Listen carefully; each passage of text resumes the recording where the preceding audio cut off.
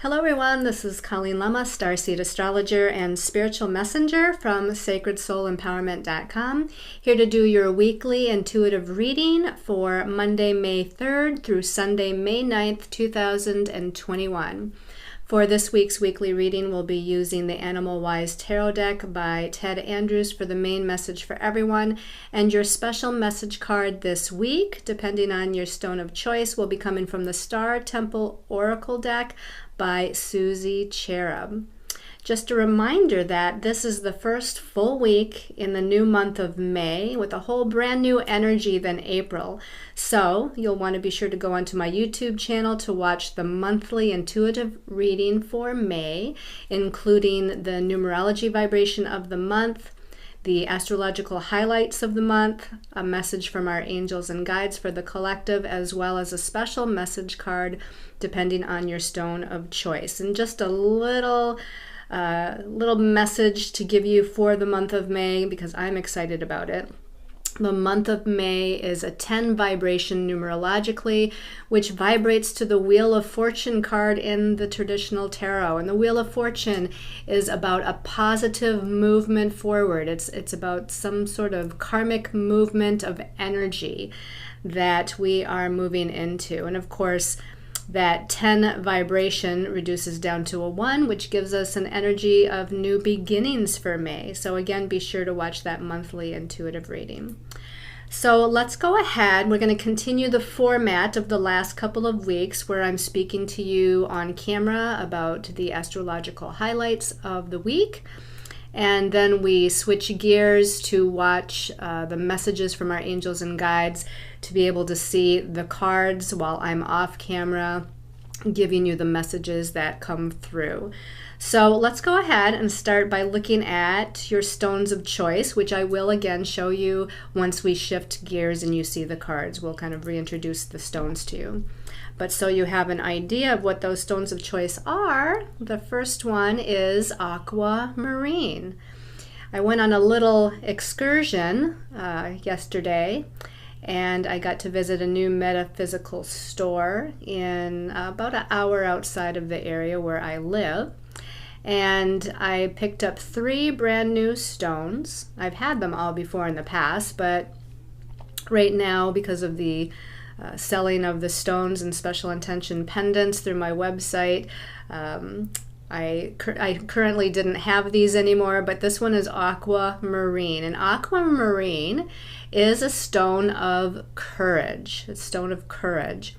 And it helps to quiet the mind, and it helps to bring a sense of tolerance for yourself, for others, for what's going on in your life, and a release of judgment energies so that you're not judging yourself or others or situations. Again, stone of courage, aquamarine. The second stone of choice is beautiful red coral. I love this. Red coral. This provides strength and willpower and motivation, and it helps to activate the root chakra, right? That beautiful, vibrant red color of the root chakra. And the root chakra deals with matters of security and stability, including finances and career. It's where we feel more stable and focused and grounded. But at the same time, this red coral also energizes us. And then the last stone of choice is this beautiful abalone shell. And the abalone shell, do you see that sheen? I love it. I got a few pieces of this actually. The abalone shell helps to enhance feelings of peace, compassion, and love. And it gently opens our intuitive connection to psychic abilities or spiritual messages and guidance. So again, this is the abalone shell. So we have aquamarine, we have the red coral, we have the abalone shell. We'll show you those again before we look at the messages from our angels and guides a little bit later. So let's talk about what the astrological highlights of this week are. Excuse me. We start on Monday, the 3rd of May. And we're transitioning slowly from Taurus energies, which is grounded, practical, stable, earth, and security energies, into energies of Gemini. So we've got actually 2 planets moving into Gemini during the course of this week. And of course, Gemini is more of the air sign, dealing with intellect and thinking, thought processes, ideas, and communication. So again, we're shifting from the earth element into the air element. But we start out on Monday the 3rd with Mercury and the Sun, both still in Taurus. Okay, again, it's that grounded, practical energy, which Taurus often relates to matters of personal resources, like our finances and our money. But personal resources are always also about our time, our connections to others, because those can be resources that we utilize as well. But Mercury rules the mind. Mercury rules our thoughts, ideas, perceptions, and communications. And it's in Taurus right now, which again is more practical thinking, more thoughtful thinking, more cautious thinking.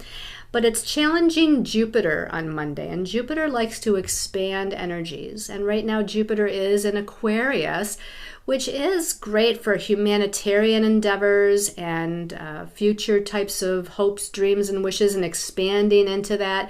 But we have to remember that Mercury is challenging Jupiter. It's in a square aspect.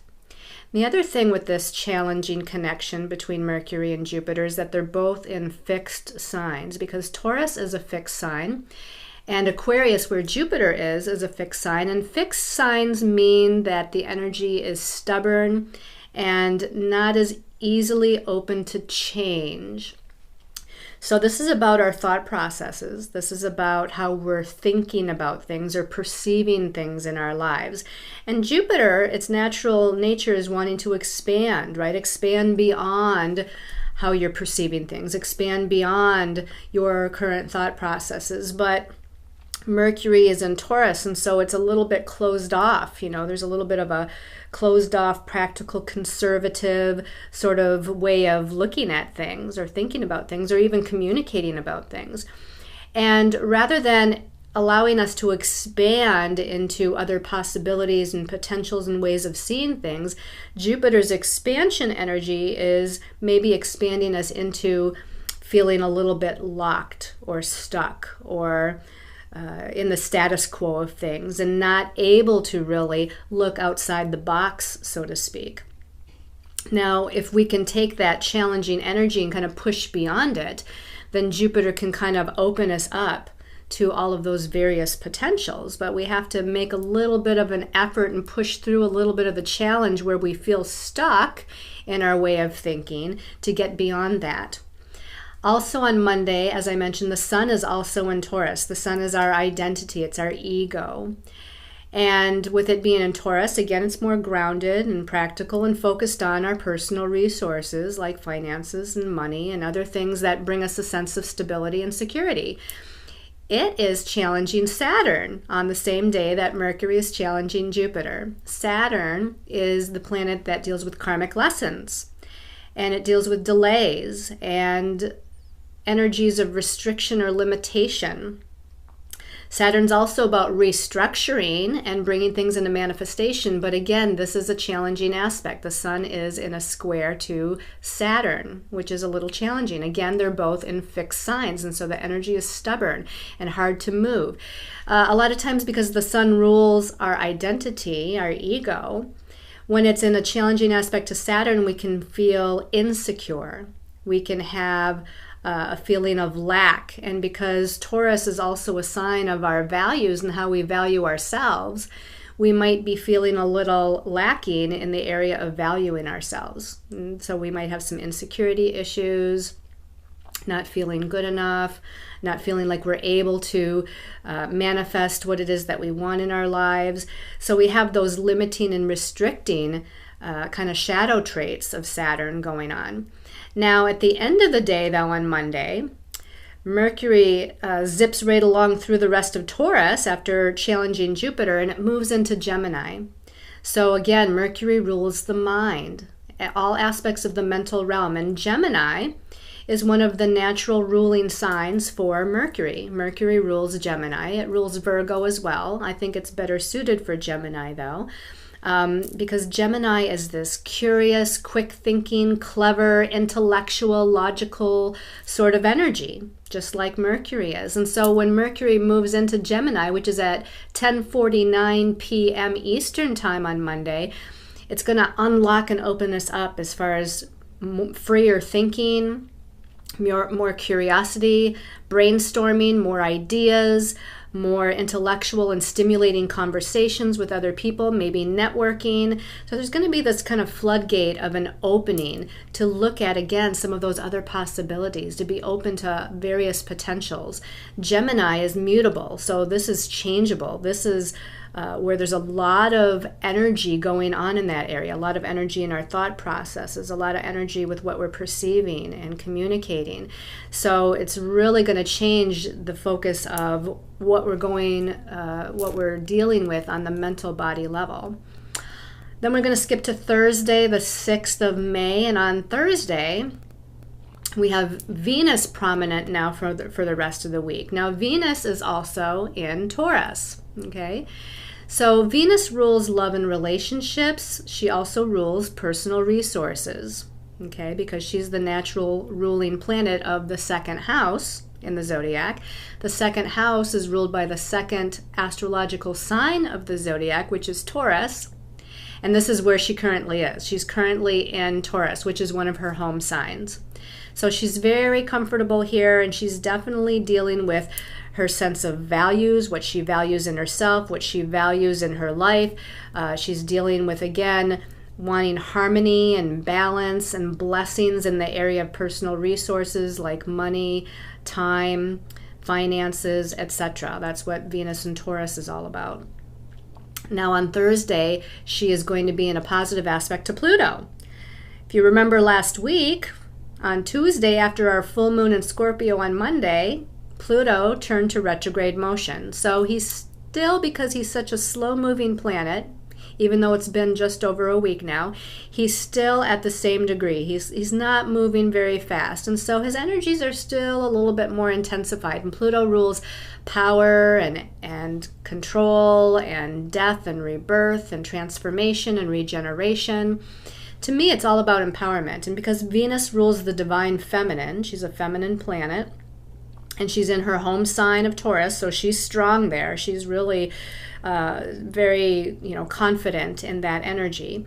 And now we're in this positive aspect to Pluto. I feel like the divine feminine is empowering herself. The divine feminine, we're taking back our power, we're owning our power, and this also can bring transformation in the area of personal resources, finances, and money.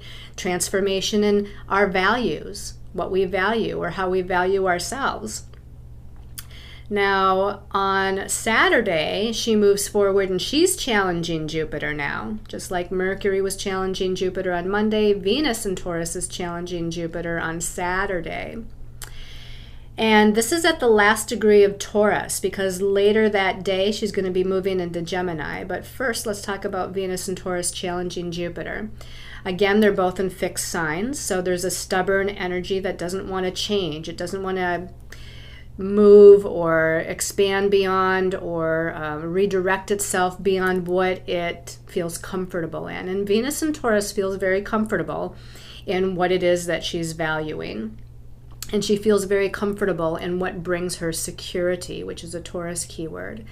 Jupiter wants to expand her beyond that and look at expanding into the Aquarian energies. Now again, they're both fixed signs, but Taurus is more about my values, my money, my resources, and Aquarius is more about group values and group resources and group energies. And so Jupiter wants to expand Venus beyond her personal way of experiencing things and expand her into looking at the collective, and how can we expand into not just what my values and resources are, but how can we expand that into looking at the group values and group resources and connecting to others and connecting to people of like mind, and how can we help the planet, and how can we help nature or community or, you know, others, basically. And again, this is a challenging energy, so there might be a little bit of stuckness, if you will, but Jupiter is the bigger planet, and I mean that in the sense of how large it is, really. Jupiter is the largest planet in our solar system, so he usually takes reign over things. When Jupiter's connecting to another planet, he's usually the one that wins out because he's the biggest and the largest planet, and again, rules that expansion principle. So he's going to expand that energy that Venus is dealing with in Taurus. Again, this could be something about money and finances too, expanding beyond how you're perceiving or valuing certain resources that you have and how you can bring those out to assist other people, or how is it that I can take what I have and help humanity, help the collective, again, because Jupiter's in Aquarius. So this could again bring some personal money, financial situations, as to whether that's challenging or to whether that's actually positive and a blessing is going to remain to be seen, because Jupiter is the great benefic, or the great planet of blessings. Venus is the lesser benefic, or again, the planet of blessings, but to a lesser extent than Jupiter. And even though they're coming together in a challenging aspect, this still could bring some sort of blessings where Jupiter is expanding us into some sort of blessing, but it might appear that it's coming through some sort of challenge. And then, as I said, Venus is also going to shift into Gemini, just as Mercury did on Monday. So now we have, by the end of this week, both Mercury and Venus moving into Gemini. And later on in the month of May, we'll finally have the Sun moving in Gemini too, but it's going to stay in Taurus a little while longer. Venus, again, ruling love and relationships, moving into Gemini. She's going to be much more social, much more communicative, much more vacillating and unable to really like make a choice or ground herself in a particular decision. And she is going to look at the variety of things. You know, Gemini likes variety. So this is, you know, in love and relationships, this is the person that's dating and playing the field a little bit and not committing right away to one particular person or course of action.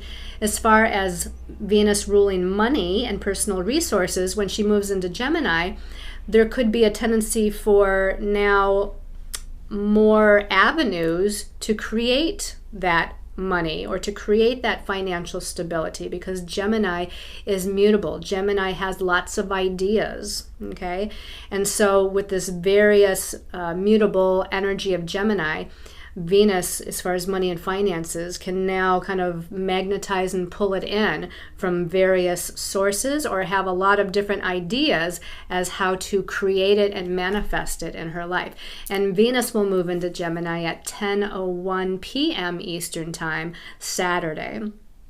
So that's a little bit about the astrology for the week. So now we're going to change gears and we're going to look at the messages from our angels and guides. Okay, so let's go ahead and look again at what your stones of choice are for this week's weekly reading. So that first stone of choice was that beautiful, gentle stone of courage, aquamarine, helping you to be more tolerant and release judgment. And then we had the wonderful and energizing red coral that helped with strength, willpower, and motivation and activating the root chakra.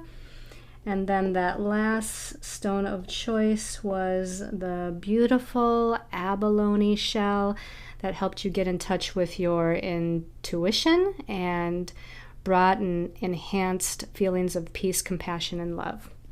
All right, so let's go ahead and take a look at the messages from our angels and guides for the week. And you can see that the 3 cards turned into 5 cards here.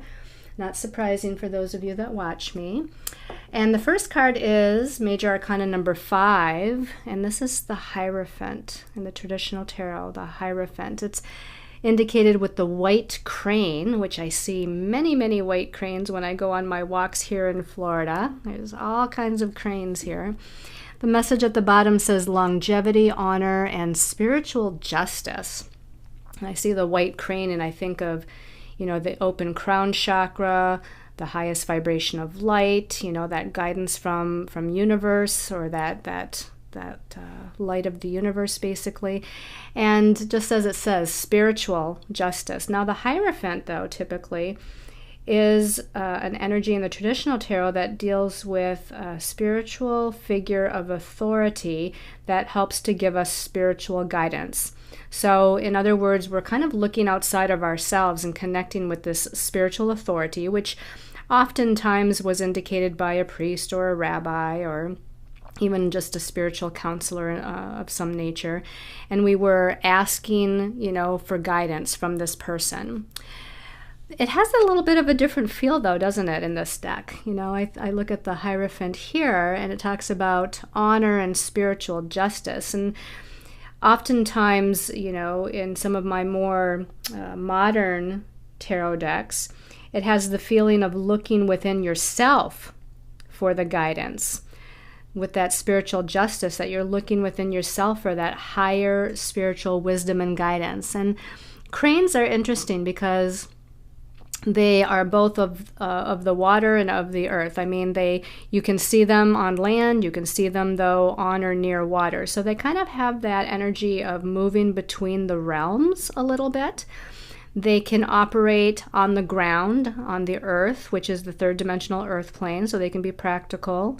But they can also operate in that element of water, which is the intuitive, the flowing, the creative, the spiritual. So I want to say here with the Hierophant that we're utilizing our own internal guidance of our higher soul selves to operate both on a spiritual level as well as an earthly level. In other words, we're listening to our inner intuition and the messages that we're receiving with our own inner guide or inner authority, as well as maybe our angels and guides from the other realms. But we're taking that information and we're utilizing it in a logical, grounded, focused way in career or money situations or family situations, something that's more tangible, which is of the earth. So we're kind of operating in both the realms of intuition and practical action, I guess you could say. So let's go ahead and take a look at the second card that comes out with the Hierophant, because maybe that gives us a little bit more of a clue as to what this message is all about here. Okay, and that is, this is the Three of Four-Leggeds, or Three of Earth, or Three of Pentacles. And in this deck, it's the Otter, and it says creativity and skill. Well, when I think about the number 3, numerologically, I think about growth and expansion. And it's interesting that we have Jupiter twice in the astrological highlights this week, right? And Jupiter is that planet of expansion. So here we're expanding into something more practical because it's Earth or Pentacles or the Four-Leggeds. So we're expanding our finances. We're expanding our work. We're expanding our creative skills, just as it says down here, creativity and skill. We're expanding something tangible, something we're tangibly working on. Maybe we're expanding a project. Maybe we're expanding our website. But whatever it is, it's something where we have to put forth some sort of work and effort because of the Earth Pentacles significance here. So if we're going to put that together with the Hierophant, to me, again, that moving between the realms of spirit and the earthly plane of the Hierophant is we're, again, getting messages. We're getting intuitive messages and guidance from our inner higher soul self, or maybe from someone outside of us. Maybe there's some sort of spiritual guide, so to speak, in the human flesh of it all, maybe it's our psychic counselor. Maybe it is, a priest or a rabbi. Maybe it's a family member. Maybe it's a wise friend. It doesn't really matter who it is. But we're taking these intuitive messages and we're utilizing them in a practical, earthly way to create and expand our own skills, to create and expand what it is that we're working on in life this week. Okay, so let that Jupiter energy expand your practical thoughts, expand your perceptions, expand your ability to communicate what it is that you desire to manifest, because we still do have a fair amount of Taurus energy going on this week, which helps with the manifestation process. All right, let's go ahead and take a look at the second card here. And the second card, okay, we have another four-legged, but this is the five of four-legged, or the five of earth, the five of pentacles. It's indicated by the mouse, cute little mouse. And it actually says examining life's lessons. Now, the number 5 numerologically often can be about confusion or chaos, or a lot of irons in the fire, or juggling a lot of things all at once, and, you know, getting a little bit of out of focus or out of balanced. The fact that it's in pentacles, or the four-legged, it's dealing with the earthly matters of life again. In other words, if it was the air or sword suit, we'd be juggling ideas and our thoughts would be a little scattered. You know, if it was in the water element, let's say, it would be feeling lots of different emotions and having a hard time kind of grounding our emotional nature. But this is the pentacles. So again, we're talking about job, career, money, finances, security, projects, you know, tangible relationships that we're dealing with and in. And so this gives the idea that there's a lot going on the earthly realm that we're needing to juggle and take care of. Some of it's bringing in a feeling of overwhelm or confusion, or being unsure of what to do or which way to go. And it does say examining life's lessons. So I feel like there's some repeating themes in here from the past. Repeating themes about, let's say, relationship challenges that keep coming up in the same way, or challenges, you know, in your career that keep coming up in the same way, or some sort of thought process or perception or belief system regarding money and finances and your abundance and prosperity that keep coming up over and over again. These are what these life lessons are all about, right? We come in as souls and we come in with certain life lessons to learn. And they kind of come up in different ways and repeat themselves over and over again until we really understand and get what it's all about, and then bring healing to it. So this kind of has the feeling that some of those energies are coming up this week. Some of those a little bit chaotic, confusing, overwhelming, anxiety-producing sorts of, you know, lessons are coming up through our tangible earthly experiences this week. Let's take a look at the next card here. And this one is the Six of Winged Ones. So now we've switched into the swords, or the air, which is interesting because, as I said, both Mercury and Venus are moving into air sign Gemini. Now, the Six of Winged Ones, the Six of Air or Swords, is actually a very nice card. Usually the Swords cards, which is our mind, our thoughts, our perceptions, our belief systems, sometimes can be a little bit challenging to deal with because it's that shadow of the ego mind that we're dealing with. But the number 6 is a nice, balanced, harmonious number. It's a nurturing number. It's a number that has the feeling of that divine feminine, nurturing, mothering sort of energy.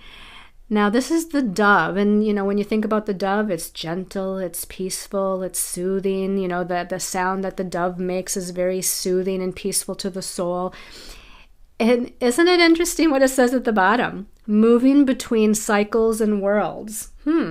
That's what I said about the crane and the Hierophant, isn't it? The crane being on both the, kind of, you can see them on the earth, but you can also see them on or near the water.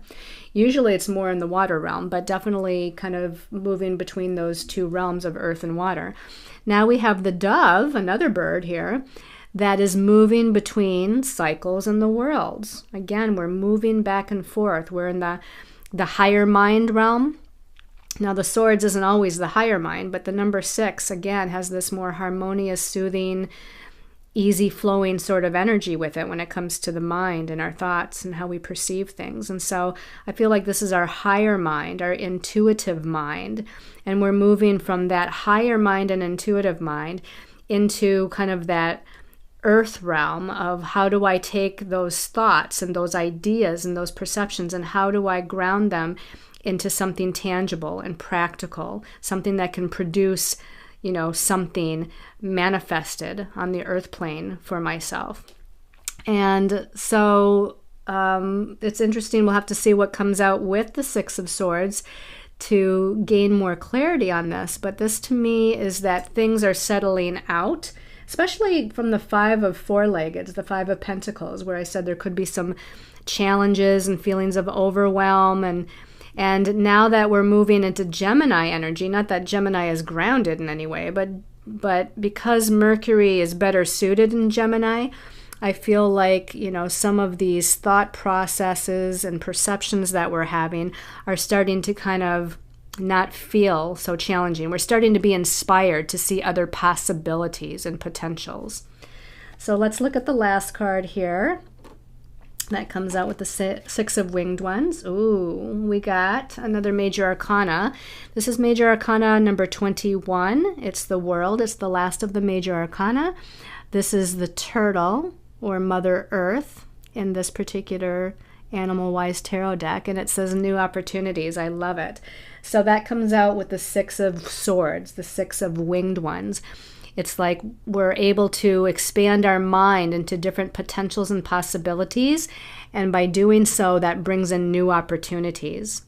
The World, being the last of the Major Arcana, is a completion of something. It's a phase of completion so that we can have a new beginning on some level. So there's a completion to something and we've persevered, or maybe we have to persevere a little bit longer because the turtle moves very slowly, right? So we don't want to rush. We don't want to rush the process, but move slowly, be thorough, be discerning, even maybe be cautious with some things. But just, move slowly and don't feel like you have to rush with the turtle.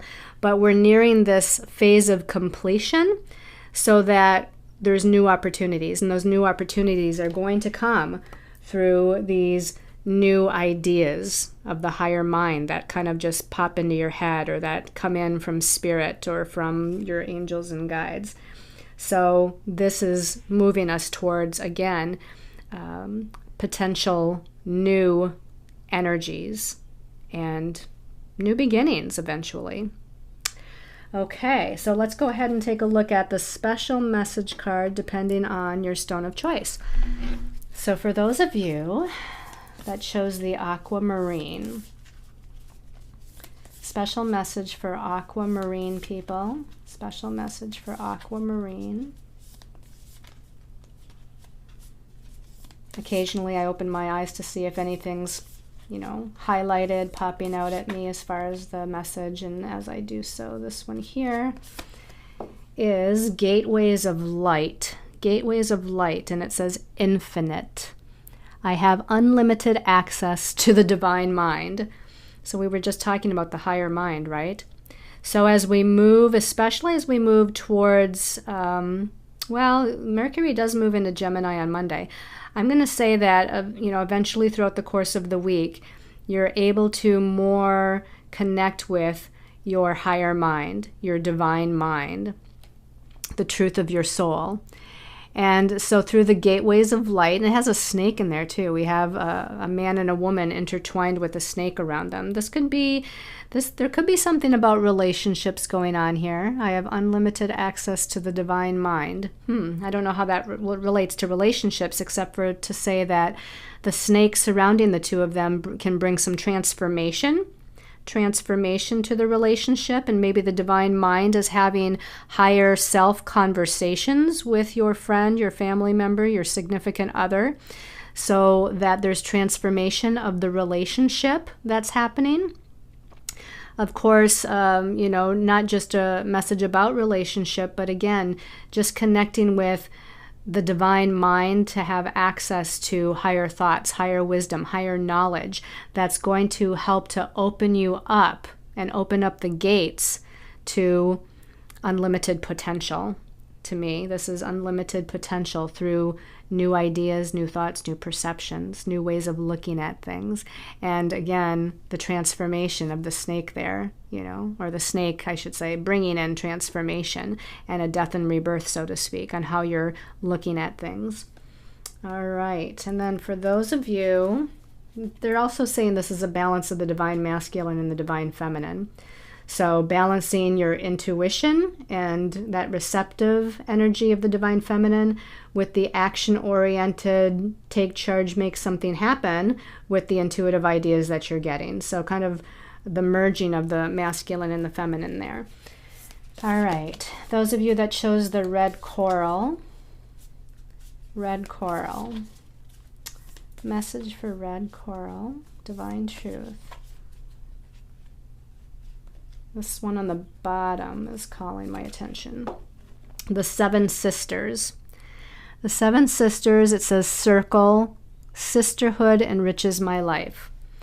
So first of all, the first thing that came to mind is I believe the Seven Sisters is part of the Pleiades. And so right off the bat, anybody that gets this as a message, you might look at some of the qualities of the Pleiadian starseed, or what the Pleiadians are here to bring us or to give messages about. You might be a Pleiadian starseed, or you might be working with the Pleiadians, channeling through some of their messages or creative solutions to humanity in some way. This is also, again, that message of sisterhood, right? To me, it's about the divine feminine coming together, networking, coming together with groups of like-minded women, maybe to empower one another, to share ideas, to share wisdom. That's also definitely part of it. That message also of circle kind of brings in the idea of having ceremony.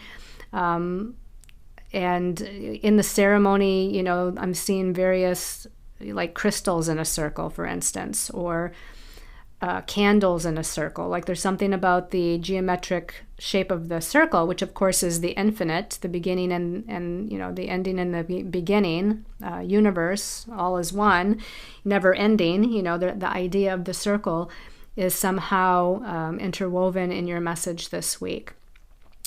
Also creating a circle, and this goes back to kind of sisterhood and women, maybe creating some sort of a support group of sorts, and or having group gatherings, or having a class, a spiritual class, or even any kind of a class really about something. But the circle, putting people in a circle, kind of brings in that sense of equality and flow and harmony to everything.